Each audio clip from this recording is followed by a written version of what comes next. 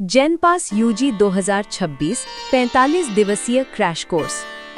दिन 1। कोशिका जीव विज्ञान की मूल बातें। परिचय। जेनपास यूजी 2026 45 दिवसीय क्रैश कोर्स में आपका स्वागत है।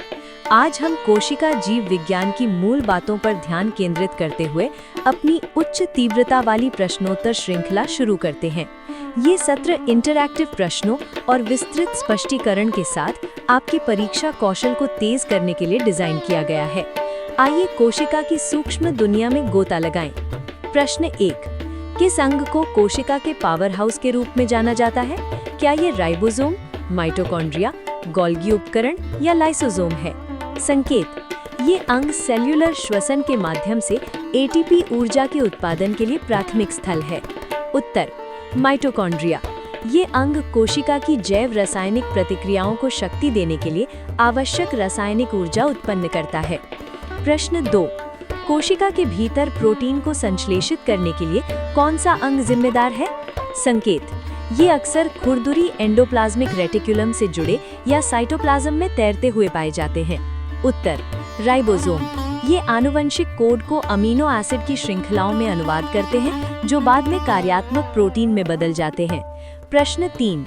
कौन सा घटक विशेष रूप से पौधों की कोशिकाओं को संरचनात्मक समर्थन और सुरक्षा प्रदान करता है? उत्तर। Cell wall. पशु कोशिकाओं के विपरीत पौधों की कोशिकाओं में मुख्य रूप से सेल्यूलोज से बनी ये कठोर परत होती है। प्रश्न 4। अक्सर आत्महत्या पैक कहा जाने वाले किन अंगों में अपशिष्ट पदार्थों को तोड़ने के लिए पाचन एंजाइम होते हैं? उत्तर। लाइसोसोम। ये विशिष्ट निपटान और कोशिकीय घटकों के पुनर्चक्रण में महत्वपूर्ण भूमिका निभाते हैं। प्रश्न 5। कौन सा अंग नियंत्रण केंद्र के रूप में कार्य करता है जिसमें कोशिका की आनुवंशिक सामग्री होती है? उत्तर। नाभिक। ये जीन एक्सप्रेशन को विनियमित करके वृद्धि और प्रजनन जैसी कोशिका गतिविधियों को समन्वित करता है। प्रश्न 6। उस तरल पदार्थ का क्या नाम है जो कोशिका को भरता है और कोशिकांगों को घेरता है? उत्तर। साइटोप्लाज्म। ये जेल जैसा पदार्थ है जहां अधिकांश कोशिकीय गतिविधियां और रासायनिक प्रतिक्रियाएं होती हैं। प्रश्न 7। प्रोटीन को उनके अंतिम गंतव्य तक पहुंचाने और भेजने के लिए कौन सी संरचना जिम्मेदार है? उत्तर। गोल्गी उपकरण। ये श्रावण या अन्य कोशिकाओं के वितरण के लिए प्रोटीन को संशोधित, क्रमबद्ध और पैकेज करता है। प्रश्न 8। आदिम सूक्ष्मदर्शी का उपयोग करके कोशिकाओं का निरीक्षण और नाम करने वाले पहले वैज्ञानिक कौन थे? उत्तर।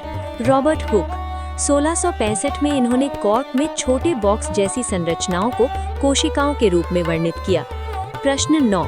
कौन सा मॉडल कोशिका झिल्ली की संरचना को अणुओं की एक लचीली मोज़ेक जैसी परत के रूप में समझाता है? उत्तर। द्रव मोज़ेक मॉडल। सिंगर और निकलसन द्वारा प्रस्तावित ये प्लाज्मा झिल्ली की गतिशील प्रकृति का वर्णन करता है। प्रश्न 10। पादप कोशिकाओं में कौन सा अंग पाया जाता है और प्रकाश संश्लेषण का स्थल है? उत्तर। क्लोरोप्लास्ट। इसमें क्लोरोफिल होता है जो पौधे के लिए भोजन उत्पादन करने के लिए प्रकाश ऊर्जा को पकड़ता है। आउटरो।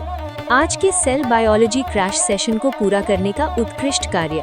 इन की टर्म्स को नोट करना सुनिश्चित करें क्योंकि ये अक्सर जेनपास यूजी प्रवेश परीक्षा में दिखाई देते हैं। अगले सेगमेंट में हमसे जुड़े जहां हम कोशिका झिल्ली और परिवहन प्रणालियों का पता लगाते हैं। जेनपास यूजी 2026 के लिए ट्रैक पर बने रहने के लिए अभी सब्सक्राइब करें। क्या आप चाहते हैं कि मैं अध्ययन में आपकी सहायता के लिए इन जीवों और उनके कार्यों की एक सारांश तालिका बनाऊं?